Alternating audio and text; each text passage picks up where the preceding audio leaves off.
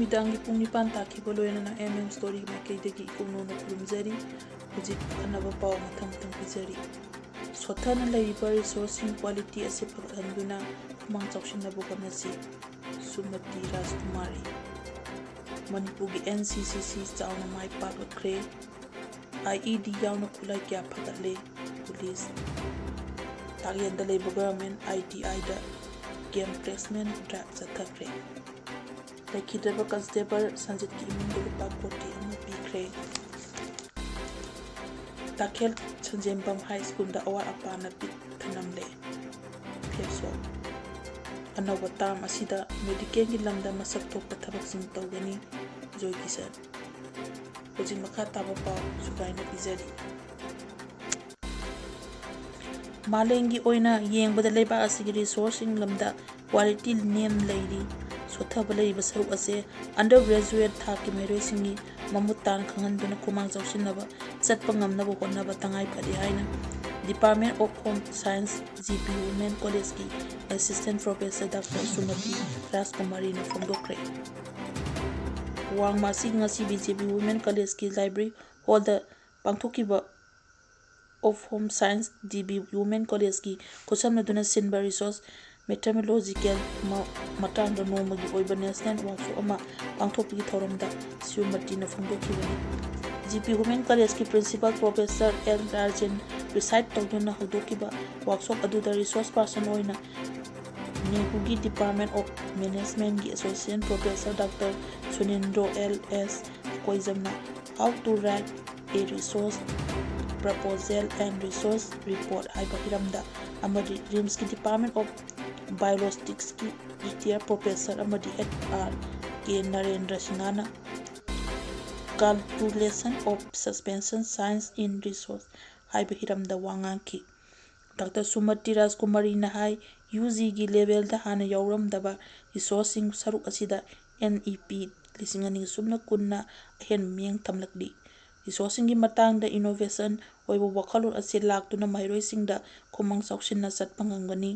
Scientific ओइबो resource proposal करम हाइना इगनी हाइबी वखलोन असी महिरोइ ओइरिंगैदगी लैरबदी तुंगी पुंसिदा चावना कानबा लाकनी मरम अदुना रिसोर्सिंग सस्पेंड असे ngana लेहनबीदमक UG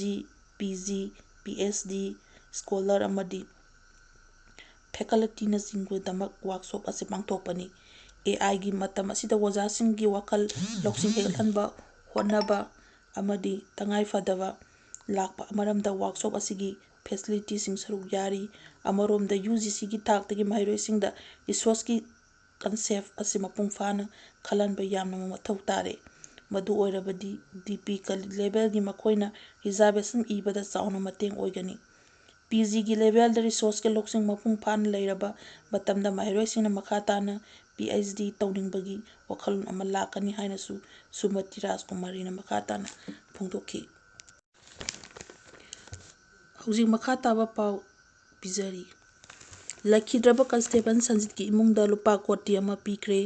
मणिपुर पुलिस अमसुंग SBI अनिना MOU साइन तौनकिबा पुलिस सैलरी पैकेज स्कीम की मखादा लखिद्रबा कंस्टेबल सोइवम संजित सिंहा की इमुंगदा लुपा कोटी अमा खुसिनखरे हाइरी कंस्टेबल संजित इंग सोलिसिंगमगा कुमंगा की जुलाई तादा इम्फाल वेस्ट की संगोल तोंगबदा थोकिबा लाइबक थिबा थौदो अमदा मसागी मथौ पांथोकपदा लखिदबनी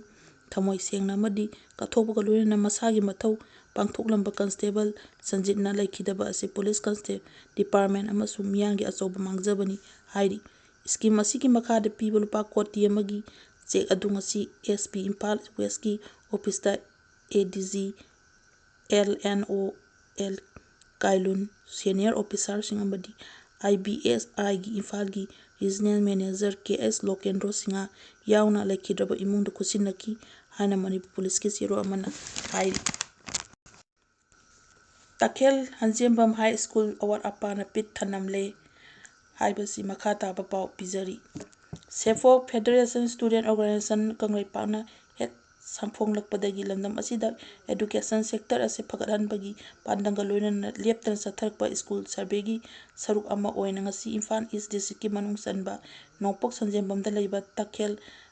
संजेंबम हाई स्कूल हारिबा ꯒꯚꯔꯟꯃꯦꯟꯠ ꯑꯦꯗꯦꯗ ꯁ꯭ꯀꯨꯜ ꯑꯁꯤꯒꯤ ꯐꯤꯚꯝ ꯑꯁꯤ ꯃꯍꯩꯔꯣꯏ ꯂꯨꯞ ꯑꯁꯤꯒꯤ ꯇꯤꯝ ꯑꯃꯅ ꯍꯛꯊꯦꯡꯅꯅ ꯌꯦꯡꯁꯤꯜꯂꯨꯕꯗ ꯑꯋꯥꯠ ꯑꯄꯥꯅ ꯄꯤꯛ ꯊꯅꯝꯕ ꯊꯦꯡꯅꯔꯛꯂꯦ ꯍꯥꯏꯔꯤ꯫ ꯁꯦꯐꯣꯛꯅ ꯊꯥꯗꯣꯔꯛꯄ ꯆꯦꯔꯣꯜ ꯑꯁꯤꯅ ꯍꯥꯏ ꯃꯍꯩꯔꯣꯏ ꯂꯨꯞ ꯑꯁꯤꯒꯤ ꯁꯦꯀ꯭ꯔꯦꯇꯔꯤ ꯑꯦꯗꯨꯀꯦꯁꯟ ꯑꯦꯟꯗ ꯂꯥꯏꯕ꯭ꯔꯦꯔꯤ ꯀꯦ.ꯑꯦꯁ. ꯅꯥꯎꯆꯥꯒꯤ ꯂꯤꯆꯤꯡ ꯃꯈꯥꯗ ꯇꯈꯦꯜ ꯍꯟꯖꯦꯝꯕꯝ ꯍꯥꯏ ꯁ꯭ꯀꯨꯜꯒꯤ ꯐꯤꯚꯝ ꯌꯦꯡꯂꯨꯕꯗ ꯃꯇꯝꯗ ꯁ꯭ꯀꯨꯜ ꯑꯁꯤꯒꯤ ꯍꯤꯔꯝ ꯈꯨꯗꯤꯡꯃꯛꯇ ꯑꯋꯥꯠꯄ ꯑꯃꯗꯤ ꯈꯨꯗꯣꯡꯆꯥꯗꯕꯅ ꯄꯤꯛ ꯊꯜꯂꯒ ꯂꯩꯔꯝꯕ ꯊꯦꯡꯅꯔꯦ꯫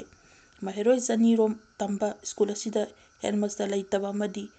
ꯑꯦꯁ.ꯑꯦꯝ.ꯁꯤ ꯁ꯭ꯀꯨꯜ ꯃꯦꯅꯦꯖꯃꯦꯟꯠ ꯀꯝꯃꯤꯇꯤ ꯂꯩꯇꯕꯅ ꯃꯔꯝ ꯑꯣꯏꯔꯒ ꯁ꯭ꯀꯨꯜ ꯑꯁꯤ ꯌꯥꯝꯅ ꯋꯥꯅ ꯆꯂꯥꯏꯍꯧꯔꯤ꯫ ꯃꯔꯨꯑꯣꯏꯅ ꯁꯥꯏꯟꯁ, ꯏꯪꯂꯤꯁ ꯑꯃꯗꯤ ꯊꯥꯡ ꯇꯥꯒꯤ ꯑꯣꯖꯥ ꯂꯩꯇꯕꯅ ꯅꯠꯇꯅ ꯕꯣꯏꯁ ꯇꯣꯏꯂꯦꯠꯀꯤ ꯐꯤꯚꯝꯁꯨ ꯑꯗꯨꯛꯀꯤ ꯃꯇꯤꯛ ꯐꯤꯚꯝ ꯆꯥꯗꯅ ꯂꯩꯔꯝꯈꯤ꯫ ꯃꯅꯤꯄꯨꯔ ꯒꯚꯔꯟꯃꯦꯟꯠꯀꯤ ꯑꯦꯗꯨꯀꯦꯁꯟ ꯑꯦꯖ ꯗꯤꯄꯥꯔꯠꯃꯦꯟꯠ ꯑꯃꯁꯨꯡ ꯃꯔꯤ ꯂꯩꯅꯕ ꯖꯦꯗ.ꯏ.ꯑꯣ ꯖꯦꯅꯔꯦꯜ ꯑꯦꯗꯨꯀꯦꯁꯟ ꯑꯣꯐꯤꯁꯥꯔ, ꯏꯝꯐꯥꯜ ꯏꯁꯠꯅ ꯆꯌꯣꯜ ꯑꯃꯒꯤ ꯃꯅꯨꯡꯗ ꯁ꯭ꯀꯨꯜ ꯑꯁꯤꯗ ꯑꯋꯥꯠꯄ ꯑꯃꯗꯤ ꯑꯍꯣꯕ ꯑꯁꯤ ꯌꯦꯡꯁꯤꯟꯒꯗꯕꯅꯤ꯫ ꯑꯣꯊꯣꯔꯤꯇꯤꯒꯤ ꯃꯥꯏꯀꯩꯗꯒꯤ ꯃꯍꯩꯔꯣꯏ 200 ꯔꯣꯝ ꯇꯝꯂꯤꯕ ꯃꯍꯩꯁꯪ ꯑꯁꯤꯗ ꯌꯦꯡꯁꯤꯟꯕꯤꯗꯅ ꯊꯝꯂꯝꯕ ꯑꯁꯤꯃꯛ ꯌꯥꯝꯅ ꯂꯥꯏꯕꯛ ꯊꯤꯕꯅꯤ꯫ ꯌꯦꯡꯁꯤꯟꯕꯤꯗ꯭ꯔꯕꯗꯤ ꯃꯨꯠꯈꯤꯕ ꯍꯥꯏꯕ ꯑꯁꯤ ꯃꯍꯧꯁꯥꯅꯤ꯫ ꯁ꯭ꯀꯨꯜ ꯃꯨꯠꯊꯠꯄ ꯍꯥꯏꯕ ꯑꯁꯤ ꯈꯨꯟꯅꯥꯏ ꯑꯁꯤꯒꯤ ꯃꯨꯠꯊꯠꯄꯒ ꯃꯥꯟꯅꯩ꯫ ꯑꯦꯗꯨꯀꯦꯁꯟꯒꯤ ꯂꯝꯗ ꯑꯋꯥꯠꯄ ꯂꯩꯇ꯭ꯔꯕ, ꯃꯍꯩ ꯇꯝꯕꯒꯤ ꯆꯥꯡ ꯋꯥꯡꯈꯠꯂꯛꯂꯤꯕ ꯃꯈꯩ ꯍꯦꯟꯅ ꯐꯕ ꯑꯃꯗꯤ ꯆꯥꯎꯈꯠꯄ ꯈꯨꯟꯅꯥꯏ ꯑꯃ ꯑꯣꯏꯔꯛꯀꯗꯧꯔꯤꯕꯅꯤ꯫ ꯂꯝꯗꯝꯁꯤꯒꯤ ꯍꯧꯖꯤꯛ ꯑꯣꯏꯔꯤꯕ ꯇꯪꯗꯨ ꯂꯩꯇꯥꯗꯕ ꯐꯤꯚꯝ ꯑꯁꯤꯗ ꯃꯔꯝ ꯑꯣꯏꯔꯒ ꯍꯤꯔꯝ ꯈꯨꯗꯤꯡꯃꯛꯇ ꯁꯣꯛꯍꯜꯂꯤ꯫ ꯃꯔꯨꯑꯣꯏꯅ ꯑꯦꯗꯨꯀꯦꯁꯟ ꯁꯦꯛꯇꯔꯗ ꯑꯆꯧꯕ ꯆꯩꯊꯦꯡ ꯄꯤꯔꯤ꯫ ꯇꯪꯗꯨ ꯂꯩꯇꯥꯗꯅ ꯐꯤꯚꯝ ꯑꯃ ꯂꯩꯔꯕꯁꯨ ꯌꯥꯔꯤꯃꯈꯩ ꯑꯦꯗꯨꯀꯦꯁꯟꯗ ꯃꯔꯤ ꯂꯩꯅꯕ ꯍꯤꯔꯝ ꯑꯁꯤꯗꯗꯤ ꯀꯔꯤꯒꯨꯝꯕ ꯃꯈꯜꯒꯤ ꯑꯌꯦꯠ ꯑꯄꯟ ꯄꯤꯗꯅꯕ ꯃꯤꯌꯥꯝꯅ ꯄꯨꯟꯅ ꯍꯣꯠꯅꯃꯤꯟꯅꯁꯤ꯫ ꯑꯦꯗꯨꯀꯦꯁꯟ ꯃꯥꯏꯀꯩ ꯊꯪꯕ ꯐꯒꯠꯂꯛꯄ ꯃꯇꯝꯗ ꯈꯨꯟꯅꯥꯏ ꯑꯁꯤꯒꯤ ꯃꯥꯡꯖꯤꯜ ꯊꯥꯕ, ꯑꯐꯕ ꯑꯃꯗꯤ ꯆꯥꯎꯈꯠꯄ ꯄꯨꯔꯛꯄ ꯉꯝꯒꯗꯧꯔꯤꯕꯅꯤ꯫ ꯐꯦꯁꯣꯛꯅ ꯑꯦꯗꯨꯀꯦꯁꯟ ꯁꯦꯛꯇꯔ ꯐꯒꯠꯍꯟꯅꯕ ꯄꯥꯟꯗꯝꯗ ꯁ꯭ꯀꯨꯜꯁꯤꯡ ꯌꯦꯡꯁꯤꯟꯕꯒꯤ ꯈꯣꯡꯊꯥꯡ ꯂꯧꯈꯠꯂꯛꯂꯤꯕ ꯑꯁꯤ ꯃꯥꯏꯀꯩ ꯈꯨꯗꯤꯡꯃꯛꯀꯤ ꯃꯤꯌꯥꯝꯅꯁꯨ ꯁꯧꯒꯠꯄꯤꯌꯨ ꯑꯃꯁꯨꯡ ꯃꯇꯦꯡ ꯄꯥꯡꯕꯤꯌꯨ ꯍꯥꯏꯅꯁꯨ ꯑꯥꯄꯤꯜ ꯇꯧꯔꯛꯂꯤ꯫ ꯍꯧꯖꯤꯛ ꯃꯈꯥ ꯇꯥꯕ ꯄꯥꯎ ꯄꯤꯖꯔꯤ꯫ ꯑꯅꯧꯕ ꯇꯥꯝ ꯑꯁꯤꯗ ꯃꯦꯗꯤꯀꯦꯜꯒꯤ ꯂꯝꯗ ꯃꯁꯛ ꯊꯣꯛꯄ ꯊꯕꯛꯁꯤꯡ ꯇꯧꯒꯅꯤ꯫ ꯖꯦ.ꯑꯦ.ꯁꯤ.ꯑꯥꯏ. ꯏꯝꯐꯥꯜ ꯑꯥꯏꯀꯣꯅꯤꯛꯀꯤ 3ꯁꯨꯕ ꯏꯟꯁꯇꯣꯂꯦꯁꯟ ꯄ꯭ꯔꯣꯒ꯭ꯔꯥꯝꯒ ꯃꯔꯤ ꯂꯣꯏꯅꯅ ꯆꯠꯂꯤꯕ ꯆꯍꯤ 2016-17ꯀꯤ ꯅꯧꯅ ꯊꯧ ꯄꯨꯒꯗꯕ ꯉꯁꯤ ꯋꯥꯁꯛ ꯂꯧꯈ꯭ꯔꯦ꯫ ꯋꯥꯇꯔ ꯕꯣꯇꯜꯁꯤꯡ ꯌꯣꯟꯊꯣꯛꯄꯒꯤ ꯄ꯭ꯔꯣꯖꯦꯛ ꯑꯃꯁꯨꯡ ꯉꯁꯤ ꯑꯦꯝ.ꯑꯦꯜ.ꯑꯦ. ꯈꯨꯃꯨꯆꯝ ꯖꯣꯏꯀꯤꯁꯟꯅ ꯂꯣꯟꯆ ꯇꯧꯔꯗꯨꯅ ꯆꯠꯂꯤꯕ ꯆꯍꯤ ꯑꯁꯤꯗ ꯃꯦꯗꯤꯀꯦꯜꯒꯤ ꯂꯝꯗ ꯃꯈꯩ ꯊꯣꯛꯄ ꯌꯥꯕ ꯊꯕꯛ ꯀꯌꯥ ꯄꯥꯏꯈꯠꯀꯅꯤ ꯑꯃꯁꯨꯡ ꯃꯍꯥꯛꯅ ꯐꯣꯡꯗꯣꯛꯈꯤ꯫ ꯉꯁꯤ ꯅꯨꯡꯊꯤꯜ ꯊꯪꯒꯥꯜ ꯕꯖꯥꯔꯗ ꯂꯩꯕ ꯄꯗꯃꯥ ꯍꯣꯇꯦꯜꯗ ꯖꯦ.ꯁꯤ.ꯑꯥꯏ. ꯏꯝꯐꯥꯜ ꯑꯥꯏꯀꯣꯅꯤꯛꯀꯤ 3ꯁꯨꯕ ꯏꯟꯁꯇꯣꯂꯦꯁꯟꯒꯤ ꯊꯧꯔꯝ ꯑꯗꯨꯗ ꯊꯥꯡꯃꯩꯕꯟ ꯑꯦ.ꯁꯤ.ꯒꯤ ꯑꯦꯝ.ꯑꯦꯜ.ꯑꯦ. ꯖꯣꯏꯀꯤꯁꯟ ꯆꯤꯐ ꯒꯦꯁꯠ ꯑꯣꯏꯗꯨꯅ ꯁꯔꯨꯛ ꯌꯥꯈꯤ꯫ ꯊꯧꯔꯝ ꯑꯗꯨꯗ ꯖꯦ.ꯑꯦ.ꯁꯤ.ꯑꯥꯏ. ꯏꯝꯐꯥꯜ ꯑꯥꯏꯀꯣꯅꯤꯛꯀꯤ ꯅꯧꯅ ꯈꯜꯂꯕꯤ ꯄ꯭ꯔꯁꯤꯗꯦꯟꯠ ꯖꯦ.ꯁꯤ. ꯗꯨꯡꯕꯥꯏꯀꯔ, ꯁꯦꯀ꯭ꯔꯦꯇꯔꯤ ꯈꯨꯃꯟ ꯖꯦꯟ ꯑꯃꯁꯨꯡ ꯇ꯭ꯔꯦꯖꯔꯔ ꯁꯤꯇꯜ ꯖꯦꯟ ꯌꯥꯎꯅ ꯑꯇꯩ ꯕꯣꯔꯗ ꯃꯦꯝꯕꯔꯁꯤꯡꯁꯨ ꯋꯥꯁꯛ ꯂꯧꯈꯤ꯫ ꯊꯧꯔꯝ ꯑꯗꯨꯗ ꯑꯦꯝ.ꯑꯦꯜ.ꯑꯦ. ꯖꯣꯏꯀꯤꯁꯟꯅ ꯍꯥꯏ ꯖꯦ.ꯑꯦ.ꯁꯤ.ꯑꯥꯏ. ꯑꯥꯏꯀꯣꯅꯤꯛꯀꯤ ꯊꯧꯔꯝꯁꯤꯡ ꯃꯍꯥꯛꯅ ꯃꯃꯥꯡꯗꯒꯤ ꯍꯧꯅ ꯑꯗꯨꯃꯛ ꯂꯦꯞꯇꯅ ꯁꯔꯨꯛ ꯌꯥꯕꯒ ꯂꯥꯛꯈꯤ꯫ ꯃꯍꯥꯛ ꯃꯁꯥꯃꯛꯁꯨ ꯃꯃꯥꯡꯒꯤ ꯆꯍꯤꯗ ꯃꯦꯝꯕꯔ ꯑꯃ ꯑꯣꯏꯔꯦ꯫ ꯃꯍꯥꯛ ꯖꯦ.ꯑꯦ.ꯁꯤ.ꯑꯥꯏ.ꯒꯤ ꯃꯦꯝꯕꯔ ꯑꯃ ꯑꯣꯏꯅ ꯍꯟꯗꯛꯀꯤ ꯑꯅꯧꯕ ꯇꯥꯝ ꯑꯃꯒꯤ ꯃꯅꯨꯡꯗ ꯃꯦꯗꯤꯀꯦꯜ ꯑꯥꯏꯇꯦꯝꯁꯤꯡ ꯃꯤꯌꯥꯝꯅ ꯃꯇꯦꯡ ꯄꯥꯡꯕ ꯌꯥꯎꯅ ꯃꯦꯗꯤꯀꯦꯜ ꯂꯝꯗ ꯃꯁꯛ ꯊꯣꯛꯄ ꯊꯕꯛ ꯀꯌꯥ ꯇꯧꯒꯅꯤ꯫ ꯑꯗꯨꯕꯨ ꯀꯔꯤ ꯊꯕꯛꯅꯣ ꯍꯥꯏꯕꯗꯨꯗꯤ ꯑꯇꯩ ꯂꯩꯔꯤꯕ ꯃꯦꯝꯕꯔꯁꯤꯡꯅ ꯄꯨꯟꯅ ꯇꯥꯟꯅꯔꯒ ꯃꯤꯌꯥꯝꯗ ꯂꯥꯎꯊꯣꯛꯀꯅꯤ꯫ ꯖꯦ.ꯑꯦ.ꯁꯤ.ꯑꯥꯏ. ꯏꯝꯐꯥꯜ ꯑꯥꯏꯀꯣꯅꯤꯛꯀꯤ ꯂꯩꯇ ꯂꯥꯏꯔꯕꯁꯤꯡꯒꯤ ꯌꯥꯎꯅ ꯃꯤꯑꯣꯏꯕꯒꯤ ꯁꯦꯕꯥ ꯀꯌꯥ ꯇꯧꯗꯨꯅ ꯂꯥꯛꯂꯤ꯫ ꯃꯃꯥꯡꯗ ꯇꯣꯏꯂꯦꯠ ꯁꯥꯕ, ꯑꯥꯏ.ꯗꯤ.ꯄꯤꯁꯤꯡꯒ ꯃꯇꯦꯡ ꯄꯥꯡꯕ, ꯍꯤꯌꯔꯤꯡ ꯑꯦꯟꯗ ꯍꯤꯜ ꯆꯤꯌꯔꯃꯦꯟꯅꯆꯤꯡꯕ ꯌꯣꯟꯊꯣꯛꯄ ꯌꯥꯎꯅ ꯊꯕꯛ ꯀꯌꯥ ꯇꯧꯗꯨꯅ ꯃꯤꯌꯥꯝꯒꯤ ꯃꯇꯦꯡ ꯄꯥꯡꯂꯒ ꯂꯥꯛꯂꯤ꯫ ꯍꯟꯗꯛꯀꯤ ꯑꯅꯧꯕ ꯇꯤꯝ ꯑꯁꯤꯅꯁꯨ ꯃꯤꯌꯥꯝꯒꯤ ꯍꯦꯟꯅ ꯐꯒꯗꯕ ꯊꯕꯛ ꯀꯌꯥ ꯄꯥꯏꯈꯠꯀꯅꯤ ꯍꯥꯏꯕꯒꯤ ꯊꯥꯖꯕ ꯂꯩ ꯍꯥꯏꯅ ꯖꯣꯏꯀꯤꯁꯟꯅ ꯐꯣꯡꯗꯣꯛꯈꯤ꯫